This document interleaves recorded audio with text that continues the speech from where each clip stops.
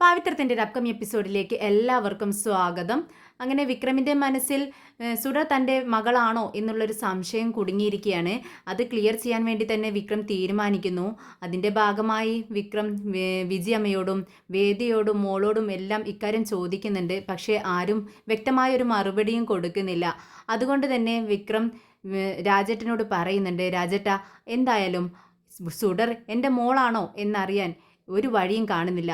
അതുകൊണ്ട് തന്നെ വേദ എന്നെ വിട്ട് പോയ രാജസ്ഥാനിലേക്ക് ആന്ധ്രാപ്രദേശിലേക്കൊക്കെ ആണല്ലോ.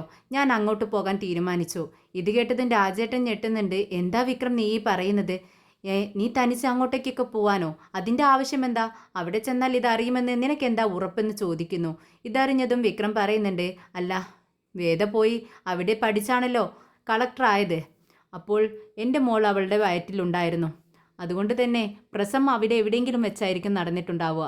അതുകൊണ്ട് അവിടെ ഹോസ്പിറ്റലിൽ അന്വേഷിച്ചാൽ അറിയാൻ പറ്റുമല്ലോ. കുഞ്ഞിൻ്റെ അച്ഛൻ്റെ സ്ഥാനത്ത് എന്തായാലും അവൾ എൻ്റെ പേരാവും കൊടുത്തിട്ടുണ്ടാവുക. ഇത് കേട്ടത് രാജേട്ടൻ ചോദിക്കുന്നുണ്ട്, അല്ല, അതെന്താ നിനക്ക് ഉറപ്പ്? നിൻ്റെ പേര് കൊടുത്തിട്ടുണ്ടാവും എന്ന് നിനക്ക് ഉണ്ടോ എന്ന് ചോദിക്കുകയാണ്. ഇത് കേട്ടതും വിക്രം പറയുന്നുണ്ട്, അതെനിക്ക് ഉറപ്പാണ്. അവൾ ഒരു നല്ല വ്യക്തിയാണ്. എന്നേക്കാൾ ഉപരി അവൾ സത്യസന്ധതയുള്ളൊരു സ്ത്രീയാണ്. അതുകൊണ്ട് കുഞ്ഞിൻ്റെ അച്ഛൻ്റെ സ്ഥാനത്ത് എൻ്റെ പേര് കൊടുത്തിട്ടുണ്ടാവും. അങ്ങനെ എനിക്ക് മോളെ തിരിച്ചറിയാൻ കഴിയും. അല്ലാതെ ഇവരോട് ആരും ചോദിച്ചിട്ട് വ്യക്തമായൊരു മറുപടി തരുന്നില്ല. മോളോട് ഞാൻ ചോദിച്ചതാണ്. പക്ഷേ മോളോട് സത്യം തുറന്നു പറയരുതെന്ന് അവൾ പറഞ്ഞിട്ടുണ്ട്. അതുകൊണ്ട് മോളും തുറന്നു പറയുന്നില്ല. എന്തായാലും ഞാൻ പോവാൻ വേണ്ടി തീരുമാനിച്ചു എന്ന് പറയുമ്പോൾ രാജേട്ടനും അനിയൻകുട്ടനും ഒക്കെ പറയുന്നുണ്ട്, അപ്പോൾ ഇവിടുത്തെ കാര്യങ്ങൾ ആര് ചെയ്തു തീർക്കാനുള്ള ഒരുപാട് കാര്യങ്ങളുണ്ടല്ലോ വിക്രം, അതെല്ലാം ആര് നോക്കുമെന്ന് ചോദിക്കുകയാണ്. ഉടനെ വിക്രം പറയുന്നുണ്ട്, അതിനേക്കാളെല്ലാം വലിയൊരു കാര്യത്തിന് വേണ്ടിയല്ലേ ഞാൻ പോകുന്നത്. നിങ്ങൾക്കറിയാവുന്നതല്ലേ, എൻ്റെ മോളാണ് എനിക്ക് വലുത്. എൻ്റെ മോൾ ജീവിച്ചിരിപ്പുണ്ടോ എന്ന് എനിക്കറിയണം. എന്തായാലും ഞാൻ പോകാൻ തീരുമാനിച്ചു. മറ്റു കാര്യങ്ങളെല്ലാം ഞാൻ വന്നിട്ട് ഇവിടുത്തെ കാര്യങ്ങളെല്ലാം നിങ്ങൾ നോക്കിയാൽ മതി എന്ന് പറയുകയാണ്. ഇത് കേട്ടതും അനിയൻകുട്ടൻ പറയുന്നുണ്ട്, ശരി, എങ്കിൽ ഇവർ വരേണ്ട, ഞാൻ വരട്ടെ നിൻ്റെ കൂടെ. എങ്കിൽ എനിക്ക് സമാധാനമാവൂ. നിന്നോടൊപ്പം ആരെങ്കിലുമൊക്കെ വേണ്ടേ എന്ന് ചോദിക്കുകയാണ്. ഇത് കേട്ടതും വിക്രം പറയുന്നുണ്ട്, ആരും വരണ്ട, ഞാൻ തനിയെ പോകുന്നു. ദേ, നിങ്ങളെല്ലാവരും ഇവിടെ തന്നെ വേണം. ഇവിടുത്തെ കാര്യങ്ങൾ ഒരുപാട് ജോലികൾ ചെയ്തു തീർക്കാനുണ്ടെന്ന് എന്നല്ലേ പറഞ്ഞത്, അതെല്ലാം നിങ്ങൾ ചെയ്തു തീർത്തേക്കണം. അങ്ങനെ വിക്രം പോവാനായിട്ടുള്ള ഏർപ്പാടുകളെല്ലാം ചെയ്യുകയാണ്. കൺമണിയും അച്ഛനും വീട്ടിലേക്ക് കയറി വരുന്ന സമയത്ത് അനിയൻകുട്ടൻ വിക്രമിൻ്റെ ബാഗെല്ലാം റെഡിയാക്കുന്ന കാഴ്ചയാണ് കാണുന്നത്. ഇത് കണ്ടതും കൺമണി ചോദിക്കുന്നുണ്ട്, എന്ത് പറ്റി, എങ്ങോട്ടേക്കാണ് വിക്രം പോകുന്നതെന്ന് ചോദിക്കുകയാണ്. ഇത് കേട്ടതും അനിയൻകുട്ടൻ പറയുന്നുണ്ട്, എനിക്കറിയില്ല കൺമണി, എന്നോടൊന്നും പറഞ്ഞില്ല. ഡ്രസ്സുകളെല്ലാം പാക്ക് ചെയ്യാൻ പറഞ്ഞു, ഞാനെല്ലാം ചെയ്തുകൊണ്ടിരിക്കുന്നു. എങ്ങോട്ടോ ലോങ് ഡ്രൈവ് പോവാണെന്ന് തോന്നുന്നു എന്ന് പറയുകയാണ്. ഇത് കേട്ടതും കൺമണി അച്ഛനോട് പറയുന്നുണ്ട്, അതെ അച്ഛ, കണ്ടില്ലേ, എന്നോടൊന്നും പറഞ്ഞിട്ടില്ല. എങ്ങോട്ടോ ദൂരയാത്ര പോവുമെന്നാണെന്ന് തോന്നുന്നു, ബാഗ് പാക്ക് ചെയ്യുന്നത് കണ്ടിട്ട്. പക്ഷെ എന്നോടൊന്നും പറഞ്ഞില്ലല്ലോ എന്ന് പറയുകയാണ്. ഇത് കേട്ടതും കൺമണിയുടെ അച്ഛൻ പറയുന്നുണ്ട്, മോളെ നീ വിഷമിക്കാതെ, അവൻ എന്നോട് പറയുമായിരിക്കും. പോയി കഴിഞ്ഞിട്ടില്ലല്ലോ, പോവാൻ റെഡിയാവുന്നതല്ലേ ഉള്ളൂ എന്ന് പറയുകയാണ്. അപ്പോഴേക്കും വിക്രം അങ്ങോട്ടേക്ക് വരുന്നുണ്ട്. കുറച്ച് സാധനങ്ങൾ കൂടി ബാഗിലേക്ക് വെക്കുകയാണ്. ഇത് കണ്ടതും കൺമണി ചോദിക്കുന്നുണ്ട്, എന്താ വിക്രമേ, ഇത് എങ്ങോട്ടേക്കാണ് പോകുന്നത്? കുറേ ഡ്രസ്സുകൾ എടുത്തു വെച്ചിട്ടുണ്ടല്ലോ, എന്തു പറ്റി എന്ന് ചോദിക്കുകയാണ്. അതെ, ഡ്രസ്സുകൾ എത്ര വേണമെന്ന് അറിയത്തില്ലല്ലോ കൺമണി. അവിടെ ചെന്നാൽ എത്ര ദിവസം എടുക്കും തിരിച്ചു വരാനെന്നും അറിയത്തില്ല. വേറൊരു സ്റ്റേറ്റിലേക്കല്ലേ പോകുന്നതെന്ന് രാജേട്ടൻ ചോദിക്കുകയാണ്. ഉടനെ കൺമണി പറയുന്നുണ്ട്, വേറൊരു സ്റ്റേറ്റിലേക്കാണോ പോകുന്നത്? അപ്പോൾ എന്താ കാര്യമെന്ന് ചോദിക്കുകയാണ്. ഇത് കേട്ടതും രാജേട്ടൻ പറയുന്നുണ്ട്, എന്താ കാര്യമെന്ന് അറിയത്തില്ല. ഇനി എത്ര ദിവസം കഴിഞ്ഞിട്ടാണ് വരുന്നത് എന്നും പറയാൻ പറ്റത്തില്ല. ഉടനെ തന്നെ വിക്രം പറയുന്നുണ്ട്, ഇതെല്ലാം എന്തിനാണ് ഇപ്പോൾ സംസാരിക്കുന്നത്? അവിടെ ചെന്നാലല്ലേ അറിയാൻ പറ്റൂ എത്ര ദിവസം എടുക്കും എന്നുള്ളത്. ഇത് കേട്ടതും കൺമണി ചോദിക്കുന്നുണ്ട്, അല്ല, എന്താവശ്യത്തിനാണ് ഇപ്പോൾ പോകുന്നത് ഇത്ര തിടുക്കപ്പെട്ട്? ഇത് കേട്ടത് വിക്രം ചോദിക്കുന്നുണ്ട്, അതെല്ലാം നീ എന്തിനാണ് അറിയുന്നത്? രാജേട്ടാ, ഒരു സിം കാർഡ് വേണമെന്ന് ഞാൻ പറഞ്ഞിരുന്നില്ലേ, അത് നിങ്ങൾ റെഡിയാക്കിയോ എന്ന് ചോദിക്കുന്നുണ്ട്. സോറി വിക്രം, ഞാനത് മറന്നുപോയെന്ന് പറയുന്നു. ഉടനെ വിക്രം പറയുന്നുണ്ട്, ശരി, ഞാൻ റെഡിയാക്കിക്കോളാം, രാജേട്ടൻ ഇതിന് പിറകെ പോവേണ്ട എന്ന് പറയുകയാണ്. എന്നാൽ കൺമണിക്ക് ദേഷ്യം വരികയാണ്, കാര്യം എന്താണെന്ന് ഇവർ പറയാത്തതുകൊണ്ട്. കൺമണി ചോദിക്കുന്നുണ്ട്, എന്തിനാ നിങ്ങൾ പോകുന്നത്, എന്നോട് കൂടിയൊന്ന് പറഞ്ഞൂടെ? ഇത് കേട്ടതും രാജേട്ടൻ പറയുന്നുണ്ട്, കൺമണി, നിനക്കിപ്പോൾ എന്താ അറിയേണ്ടത്? വിക്രം എങ്ങോട്ടാ പോകുന്നത്, എന്തിനാ പോകുന്നത് എന്നൊക്കെയല്ലേ അവൻ പോകുന്നത് അവൻ്റെ മകൾ സുഡർ തന്നെയാണോ, സുഡർ അവളുടെ മകളാണോ എന്നുള്ള വിവരം അറിയാൻ വേണ്ടിയാണ് അവൻ പോകുന്നത്. അതിന് നീ എന്തിനാ അവനെ ഇങ്ങനെ ശല്യം ചെയ്യുന്നത് എന്ന് ചോദിക്കുകയാണ്. ഇത് കേട്ടതും കൺമണിയുടെ മനസ്സിൽ ആകെ ടെൻഷൻ ആവുകയാണ് മനസ്സ്. കൺമണി മനസ്സിൽ ചിന്തിക്കുന്നുണ്ട്, അയ്യോ ഇനി അവിടെ ചെന്ന് സുഡർ തൻ്റെ മകളാണെന്ന് അറിഞ്ഞാൽ വിക്രം എന്നെ കൈവിടുവല്ലോ എന്ന് ചിന്തിക്കുകയാണ്. ഉടനെ കൺമണിയുടെ അച്ഛൻ ചോദിക്കുന്നുണ്ട്, അല്ല അതിനുവേണ്ടി നിങ്ങൾ എന്തിനാണ് അങ്ങോട്ടേക്ക് പോകുന്നത്?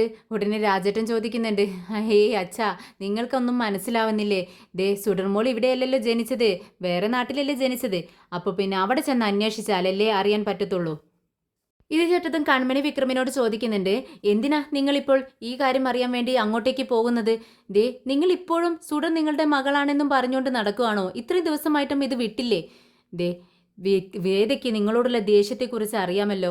ഇനിയും ഇതിന് പിറകെ നടന്നാൽ എന്തെങ്കിലുമൊക്കെ ഒരു കേസിൽ നിങ്ങളെ പെടുത്തും, എന്നിട്ട് അകത്ത് പിടിച്ചിടും അവൾ എന്ന് പറയാണ്. ഇത് കേട്ടതും വിക്രം കൂളായി പറയുന്നുണ്ട്, അങ്ങനെ അവൾ എന്നെ പിടിച്ച് അകത്തിട്ടാൽ എന്നെ കൂളായി പുറത്തു കൊണ്ടുവരാൻ നീയില്ലേ, നിന്നെക്കൊണ്ട് പറ്റില്ലേ എന്ന് ചോദിക്കുന്നുണ്ട്. ശരി എങ്കിൽ ഞാനും പെട്ടെന്ന് റെഡിയാവാം. അതെന്തിനാണെന്ന് രാജേട്ടൻ ചോദിക്കുന്നു. അത് എനിക്ക് വിക്രമിൻ്റെ കൂടെ പോകാൻ വേണ്ടിയാണ്. അവിടെ വെച്ച് എന്തെങ്കിലും പ്രശ്നമുണ്ടായാൽ വിക്രമിനെ ജാമ്യത്തിലെടുക്കാൻ ആൾ വേണ്ടേ, അപ്പോൾ ഞാനും വിക്രമിനോടൊപ്പം പോകുന്നു. ഇത് കേട്ടതിന് രാജേട്ടൻ പറയുന്നുണ്ട്, ദേ ഞങ്ങളോട് തന്നെ അവൻ വരണ്ട എന്ന് പറഞ്ഞതുകൊണ്ടാണ് ഞങ്ങൾ അവനോടൊപ്പം പോവാത്തത്, പിന്നെ നിന്നെയും കൊണ്ട് അവൻ പോവോ എന്ന് ചോദിക്കുകയാണ്. ഇത് കേട്ടതും വിക്രം പറയുന്നുണ്ട്, ദേ കൺമണി, എന്നോടൊപ്പം ആരും വരണ്ട. അവിടെ വെച്ച് എന്തെങ്കിലും പ്രശ്നമുണ്ടായാൽ അത് എങ്ങനെ ഫേസ് ചെയ്യണമെന്ന് എനിക്കറിയാം. അതുകൊണ്ട് തന്നെ ആരും എന്നോടൊപ്പം വരണമെന്നില്ല. ഇത് കേട്ടതും കൺമണിക്ക് വിഷമാവുകയാണ്. വിക്രം തൻ്റെ കയ്യിലുള്ള ക്യാഷെല്ലാം എണ്ണി നോക്കുകയാണ്. ഇത് കണ്ടതും കൺമണി മനസ്സിൽ ചിന്തിക്കുന്നുണ്ട്, ഓഹോ അപ്പോൾ എന്നെ കൊണ്ടുപോവില്ല അല്ലേ, എന്നെ ഇവിടെ വിട്ടിട്ട് പോവാനുള്ള തീരുമാനമാണ്. ശരി എങ്കിൽ ഇന്ന് നീ ഇവിടെ നിന്നും എങ്ങനെ പോവുമെന്ന് എനിക്കൊന്ന് അറിയണമല്ലോ, ഞാൻ കാണിച്ചു തരാം എന്ന് ചിന്തിക്കുന്നുണ്ട്. കൺമണി പെട്ടെന്ന് റൂമിലേക്ക് പോകുന്നു. റൂമിൽ അങ്ങോട്ടും ഇങ്ങോട്ടും നടന്നുകൊണ്ട് ചിന്തിക്കുകയാണ് എന്ത് ചെയ്യണമെന്ന്. അച്ഛൻ അങ്ങോട്ടേക്ക് വരുന്നുണ്ട്. എന്താ കൺമണി നീ ചിന്തിക്കുന്നത്? ഇനിയും നീ തെറ്റുകളിലേക്ക് പോവുകയാണോ? അതിൻ്റെ ആവശ്യമില്ല മോളെ, നീ എന്ത് ചെയ്യാനാണ് തീരുമാനിച്ചിരിക്കുന്നത് എന്ന് ചോദിക്കുകയാണ്. ഇത് കേട്ടതും കൺമണി പറയുന്നുണ്ട്, അച്ഛാ ഞാൻ തെറ്റ് ചെയ്യാനൊന്നും പോകുന്നില്ല, പക്ഷേ ഞാൻ വിക്രമിനെ അങ്ങനെ വിട്ടുകൊടുക്കില്ല. അവൻ എൻ്റെ അടുത്തു നിന്നും പോകാൻ ഞാൻ സമ്മതിക്കില്ല. അവൻ എന്നെ വിവാഹം കഴിക്കണം, അതാണ് എൻ്റെ ലക്ഷ്യം. അതിനുവേണ്ടി ഞാൻ എന്തും ചെയ്യും, പക്ഷേ തെറ്റ് ഞാൻ ചെയ്യത്തില്ല. എന്തായാലും അച്ഛൻ പോ, ഞാൻ ആലോചിക്കട്ടെ എന്ന് പറയാണ്. അങ്ങനെ കൺമണിയുടെ അച്ഛൻ അവിടെ നിന്നും ഇറങ്ങി പോകുന്നുണ്ട് റൂമിൽ നിന്നും. അങ്ങനെ വിക്രം പോവാനായിട്ട് ഇറങ്ങുവാണ്. ഇറങ്ങാൻ നേരം റൂമിൽ നിന്നും ഒരു സൗണ്ട് കേൾക്കുന്നു. കൺമണി എന്ന് വിളിച്ചുകൊണ്ട് കൺമണിയുടെ അച്ഛൻ റൂമിലേക്ക് ഓടുകയാണ്. ഇത് കേട്ടതും പെട്ടിയെല്ലാം അവിടെ വെച്ചുകൊണ്ട് ബാഗും എല്ലാം അവിടെ വെച്ച് നമ്മുടെ വിക്രമും അനിയും കുട്ടനും രാജേട്ടനും എല്ലാം റൂമിലേക്ക് ഓടുന്നുണ്ട്. അവിടെ എത്തുന്ന സമയത്ത് കൺമണി താഴെ വീണ് കിടക്കുന്ന സീനാണ് കാണുന്നത്. അച്ഛൻ പെട്ടെന്ന് എഴുന്നേൽപ്പിക്കാൻ നോക്കുന്നുണ്ട്, കഴിയുന്നില്ല. വിക്രം അവൾ ബാത്റൂമിലേക്ക് പോകുന്നു എന്നാണ് എന്നോട് പറഞ്ഞത്, പോകുന്ന വഴിക്ക് വീണ് കാണുമോ എന്ന് ചോദിക്കുകയാണ്. അച്ഛൻ കരഞ്ഞുകൊണ്ട് മോളെ കൺമണി എഴുന്നേൽക്കെന്ന് പറയുന്നുണ്ട്. പക്ഷേ കൺമണി കണ്ണടച്ച് കിടക്കുവാണ്. ഇത് കണ്ടതും വിക്രം പെട്ടെന്ന് തന്നെ രാജേട്ടനോട് വണ്ടിയെടുക്കാൻ പറയുകയാണ്. അങ്ങനെ കൺമണിയെ താങ്ങിയെടുത്തുകൊണ്ട് വണ്ടിയിലേക്ക് കയറ്റുന്നുണ്ട്. കൺമണിയെ പെട്ടെന്ന് തന്നെ ഹോസ്പിറ്റലിൽ എത്തിക്കുന്നുണ്ട്. അവിടെ എത്തിയതും കൺമണിയെ അകത്തേക്ക് കൊണ്ടുപോവുകയാണ്. പുറത്തു നിന്നും കൺമണിയുടെ അച്ഛൻ നിന്ന് കരയുവാണ്. ഇത് കണ്ടതും വിക്രം പറയുന്നുണ്ട്, ഏയ് നിങ്ങൾ എന്തിനാണ് ഇങ്ങനെ കരയുന്നത്? അവൾ വീണു, പെട്ടെന്ന് തന്നെ നമ്മൾ ഹോസ്പിറ്റലിലേക്ക് എത്തിച്ചില്ലേ, ഇനി കുഴപ്പമൊന്നും ഉണ്ടാവില്ല, കരയേണ്ട ആവശ്യമില്ല എന്ന് പറയാണ്. രാജേട്ടനും സമാധാനിപ്പിക്കുന്നുണ്ട്, നിങ്ങൾ എന്തിനാണ് കൊച്ചു കുട്ടികളെ പോലെ ഇങ്ങനെ കരയുന്നത്? കൺമണിയും കൊച്ചു കുട്ടിയല്ല, എത്ര തവണ കുട്ടികൾ വീഴുന്നു, അതുപോലെ തന്നെയല്ലേ ഇതും. എന്നാൽ അച്ഛൻ പറയുന്നുണ്ട്, എനിക്കവൾ ഇപ്പോഴും കുട്ടികളെ പോലെ തന്നെയാണ്, ഞാനൊരു അച്ഛനല്ലേ, എനിക്ക് സങ്കടമുണ്ടാവില്ലേ എന്ന് ചോദിക്കുന്നുണ്ട്. അപ്പോഴേക്കും ഡോക്ടർ പുറത്തേക്ക് വരുന്നത് കാണുന്നുണ്ട്. പെട്ടെന്ന് വിക്രം ചോദിക്കുന്നുണ്ട്, എങ്ങനെയുണ്ട് സർ, എന്തെങ്കിലും കുഴപ്പമുണ്ടോ എന്ന് ചോദിക്കുകയാണ്. അത് പറയാൻ പറ്റത്തില്ല, പുറമേ നോക്കുമ്പോൾ കുഴപ്പമൊന്നുമില്ല, പക്ഷേ ഉള്ളിൽ വേദനയുണ്ടെന്ന് പേഷ്യൻ്റ് പറയുന്നുണ്ട്. അപ്പോൾ ഒരു എക്സ്റേ എടുത്ത് നോക്കിയാൽ മാത്രമേ കാര്യങ്ങൾ പറയാൻ കഴിയൂ എന്ന് പറയുകയാണ്. നോക്കട്ടെ എന്ന് പറഞ്ഞുകൊണ്ട് ഡോക്ടർ പോകുന്നുണ്ട്. കുറച്ച് സമയം കഴിഞ്ഞതും എക്സ്റേ എടുത്തതിൻ്റെ റിസൾട്ട് വരുന്നുണ്ട്. ഡോക്ടർ അതുമായി കൺമണിയുടെ അടുത്തേക്ക് ചെല്ലുവാണ്. അത് നോക്കിക്കൊണ്ട് ഇതിൽ ഒരു കുഴപ്പവുമില്ല, നോർമൽ ആണെന്ന് പറയുന്നു. എന്നാൽ കൺമണി കരഞ്ഞുകൊണ്ട് പറയുകയാണ്, എൻ്റെ കാല് വളരെ വേദന എടുക്കുന്നു സാർ ഒന്നുകൂടി നോക്കൂ, എന്തെങ്കിലും പ്രശ്നമുണ്ടാവും എന്ന് പറയുകയാണ്.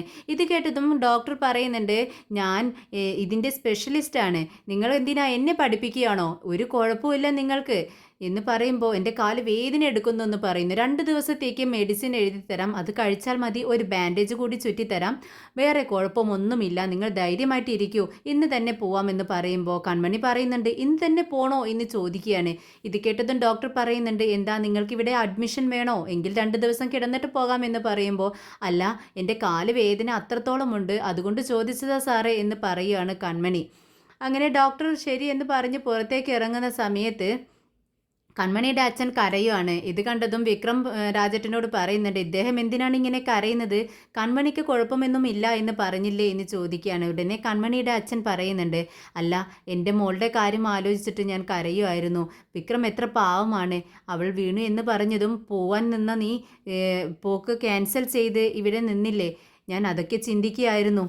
എന്തായാലും എൻ്റെ മോളിൽ നീ പോകാൻ നേരം തന്നെ വഴിക്ക് വീണല്ലോ, അതേക്കുറിച്ച് ഞാൻ ചിന്തിക്കുകയായിരുന്നു വിക്രം എന്ന് പറയുകയാണ്. പിന്നീട് കൺമണിയുടെ അച്ഛൻ പറയുന്നുണ്ട് അല്ല ഇനി എൻ്റെ മകൾ 2-3 ദിവസത്തേക്ക് റെസ്റ്റ് വേണമെന്നല്ലേ പറഞ്ഞത്, എത്രത്തോളം വേദനയുണ്ടാവും അവൾക്ക്, അവളെ ആശ്വസിപ്പിക്കാൻ ഇനി ആരും ഉണ്ടാവില്ലല്ലോ, വിക്രം നീ പോവല്ലേ, നിനക്ക് വേണ്ടി അവൾ എന്തെല്ലാം ചെയ്തു, നീ കടലിൽ നിന്നും തിരിച്ചു വരാൻ വേണ്ടി വഴിപാടെല്ലാം കഴിച്ച് ഇരിക്കുകയായിരുന്നില്ലേ അവൾ, ഇനി അവളെ സഹായിക്കാൻ ആരുണ്ട് എന്നിങ്ങനെ ചോദിക്കുകയാണ്. അപ്പോൾ കൺമണി പറയുന്നുണ്ട് കൺമണി നല്ല അഭിനയമാണ് കാഴ്ചവെക്കുന്നത്, വളരെ സങ്കടം അഭിനയിച്ചുകൊണ്ട് പറയുന്നുണ്ട് സാരമില്ല അച്ഛാ, എത്ര വേദനയുണ്ടെങ്കിൽ അത് ഞാൻ തനിയെ തന്നെ അനുഭവിക്കണ്ടേ, ആരും വേണ്ട, വിക്രം പോട്ടെ, വളരെ പ്രധാനപ്പെട്ട ഒരു ജോലിക്ക് വേണ്ടിയല്ലേ വിക്രം പോകുന്നത്, വിക്രമിനെ തടയണ്ട എന്ന് പറയുകയാണ്. ഇത് കേട്ടതും വിക്രം പറയുന്നുണ്ട് ഞാൻ എങ്ങോട്ടും പോകുന്നില്ല, ആന്ധ്രാപ്രദേശിലേക്ക് ഇപ്പോൾ പോകുന്നില്ല, ഞാൻ പിന്നീട് പൊക്കോളാം, ഞാൻ അങ്ങനെ നിന്നെ ഇവിടെ ഇട്ട് ഈ ഘട്ടത്തിൽ ഇവിടെ തനിച്ചാക്കി പോകാൻ ഞാൻ അത്രയ്ക്ക് ക്രൂരനൊന്നുമല്ല എന്ന് പറയുകയാണ് വിക്രം.